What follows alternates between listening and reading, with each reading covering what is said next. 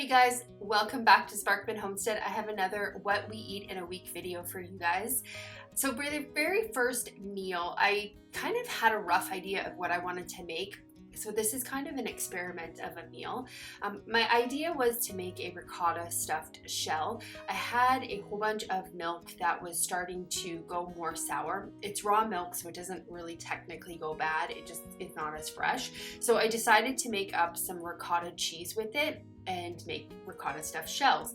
So what I'm doing here is I'm actually just grating some mozzarella cheese. My idea was to have kind of a 3 cheese style stuffing. On top of me making the ricotta, I wanted to add some mozzarella cheese, and then I thought Parmesan cheese also would be good with it. And I wanted to add some ground beef. I am using 2 pounds of ground beef. I like to have that ground beef just kind of as a filler. It kind of makes the meal a little bit more heavier than just having plain pasta sauce. So these are the shells that I am using to stuff. I'm gonna cook them to al dente.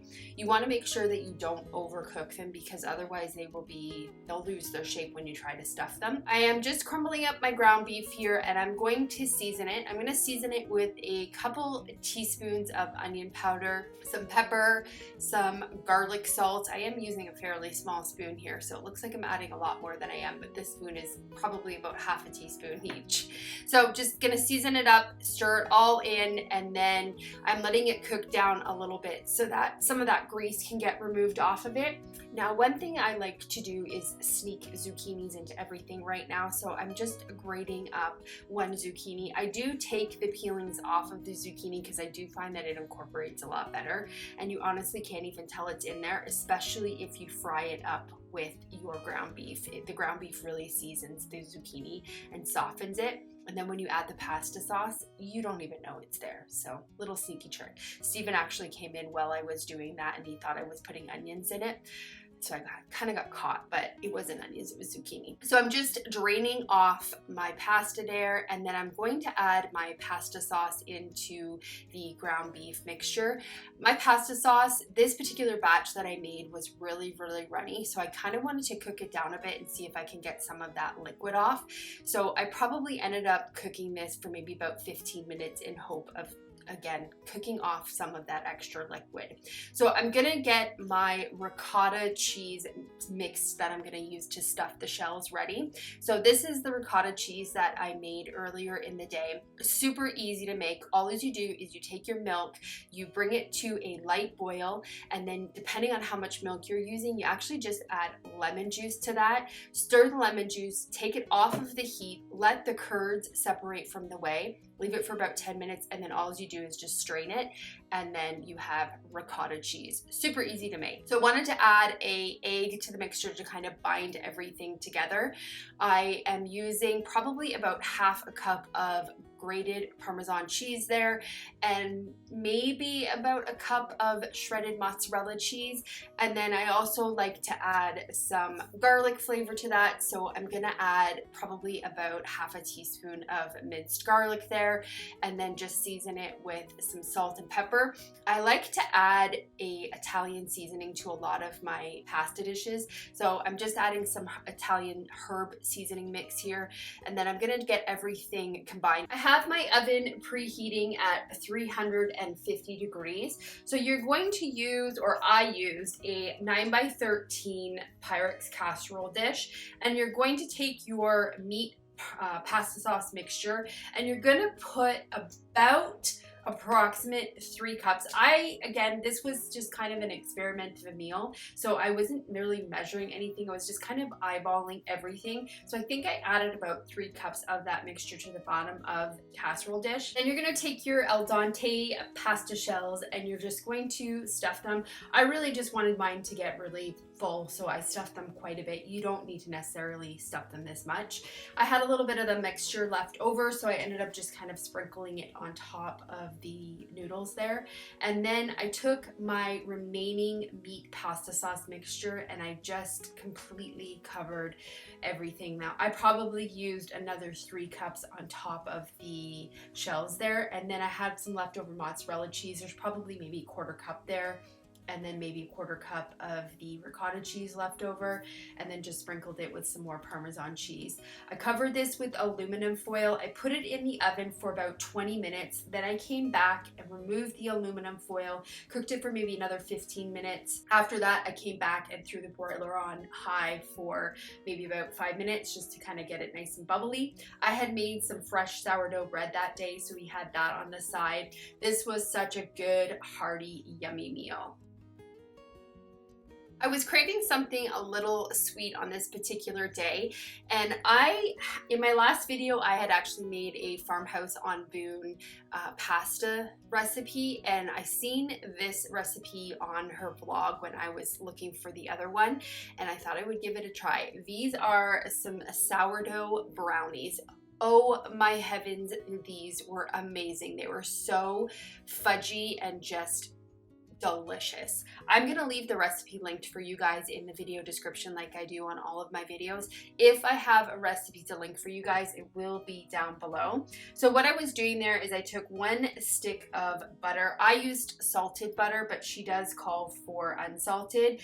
And then I mixed in 1 cup of semi-sweet chocolate chips with that. I took that off the heat once they were melted, and I added a tablespoon of vanilla. In a separate bowl, I'm gonna sift in 3/4 cup of a unbleached all-purpose flour, 1 1/4 cup of organic white sugar, 1/2 cup of cocoa powder, and 1/2 teaspoon of salt. And then I'm gonna stir that together until it's all incorporated. I also have my oven preheating at 350 degrees.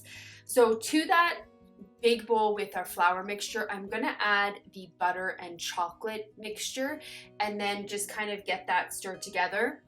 Then I'm gonna add 2 room temperature eggs. Now she really does stress that they need to be at room temperature. And then I'm gonna add 1/2 cup of my sourdough discard. Now this is a completely unfed sourdough discard.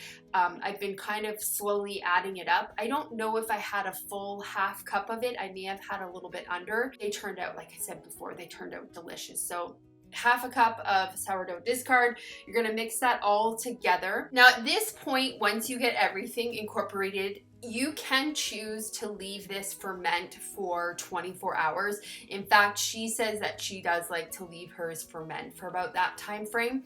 I wanted these brownies right away, which, I mean, you still have to let them cool, so I didn't get them right away, but I decided to just kind of avoid that fermenting step. But maybe next time I make them, I will let them ferment a bit, because I think it would add a really nice sour taste to it, because these, honestly, I couldn't even tell they were sourdough. 9 by 9 brownie dish there, and I just lined it with some parchment paper just to kind of make it easy for me at the very end, just to be able to lift them out of the pan without having a big cleanup mess. So I'm just gonna empty all of the batter in there, and I am going to cook this for 40 minutes. After the 40 minutes, you're gonna come and do a toothpick check, which is just putting a toothpick in and making sure it comes clean. I like my brownies more of a dense, almost uncooked texture. So if you don't like that, you're probably gonna need to cook them more for 40 minutes, but I pulled them at 40 minutes because it didn't come out clean, but that's how I knew I wanted my brownies. Such a good, delicious recipe. For the next meal, well, it's not really a meal, it's kind of like a side for a meal. I had some cabbage that I had to get used up.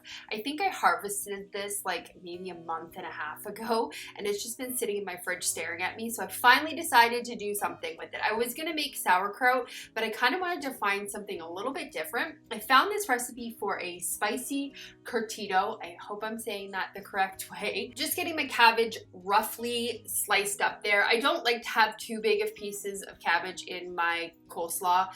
This recipe was kind of like a combination between like a coleslaw and a sauerkraut. It turned out really good, and I enjoyed it. So I have a medium-sized onion there. I'm also just slicing that, and then I have 2 carrots that I am going to get grated up. And I took 1 very small jalapeno and just sliced it and de-seeded it. Now this curtito did not turn out spicy at all. Like, I cannot even really taste any jalapeno in there. If you wanted it a little bit more spicier, then definitely leave the seeds in and chop it a little bit bigger than I did. I didn't want to bite into a huge piece of jalapeno, so I left them pretty small. I'm doubling the recipe, but I will give you the measurements for one single recipe. You add 1 cup of vinegar, 1.5 cups of water, 2 teaspoons of salt. You could use kosher or sea salt. I'm just using a Redmond's real salt, and some freshly cracked black pepper. If you have it available, I did not, so I didn't add it. You can add 1 teaspoon of Mexican oregano to this. I'm just getting everything stirred up and getting some of the bigger chunks of the cabbage that I kind of missed when I was chopping it. I'm gonna add that liquid mixture to it and just stir everything. Because I doubled it, I actually ended up filling 3 quart-sized jars. You just kind of wanna fill it. I was using my muddler there just to kind of squish down the cabbage a little bit. And you're gonna add that pickling brine on top of the cabbage mixture. The recipe suggests letting it sit for at least 1 day in the fridge before you taste it. I actually let it sit 2 days, and that's why I'm saying it tastes really like a coleslaw, like sauerkraut mixture. It's really, really good. And this would taste so delicious on top of like tacos or fish tacos. And because it's pickled, it's going to stay fresh in my fridge for quite some time. The meal on this night, I wanted to make some hamburgers. Now, as I had said in my last video, we were actually gifted 20 pounds of ground deer meat, bison meat. So I thought these would be really, really good to use in a burger. So I just took 2 pounds of that meat and I'm just kind of getting it crumbled up a bit.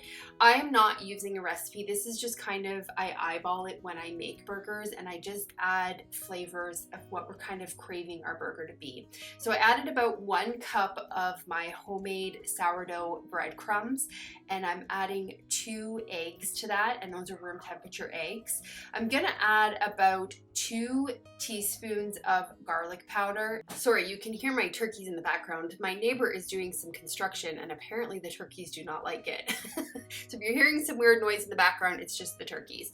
So I added 2 teaspoons of onion powder, and then I added about 3 teaspoons of a smoked paprika. I really wanted to have these burgers taste smoked because I was actually air frying them, so I added quite a bit there. I added some salt and I added about a teaspoon of cumin to that, and then about a teaspoon of ground mustard, and then some pepper. So I'm just getting everything incorporated together. Now, whenever I make my patties, I have this vintage Tupperware patty maker. I love it. It works so easy. I think Pampered Chef actually makes one also.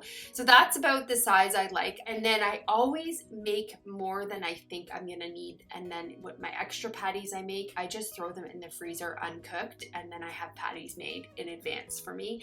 We actually ended up eating most of these this particular night, and the next night we had great leftovers, and Stephen took some for work. So I am going to air fry them. This is kind of my go-to for making burgers. They taste delicious.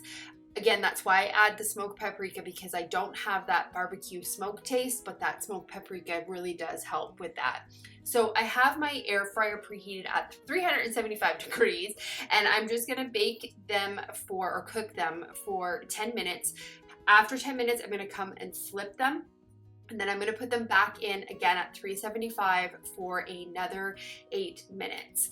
I am making corn on this night because we again have so much corn available to us. Stephen's coworker just keeps bringing it in and we keep taking it because we love corn. So I'm just getting some boiled up there. These are the burgers coming out perfect. They were done amazing. So we actually had taken a trip to Canada that weekend, and we had went to a local farmer's market there, and we were able to pick up some lettuce, some fresh lettuce. So I was excited to have that on our hamburgers. So these are just some buns that I made from scratch earlier. I do have a video showing you guys actually how I make my buns. They're a really easy recipe and they turn out really good. So I'm just adding the lettuce there. It's so nice to finally have lettuce again. And then I got to use my corn relish. I have a recipe linked for you guys, or I will leave a recipe linked for you guys showing you how I made this corn relish. It tastes delicious. It turned out better than I would have expected it to turn out. So I'm just gonna load my burger full of this corn relish, and I put some of my homemade mayonnaise on it with the corn, and this was a perfect summertime meal. Tasted so delicious.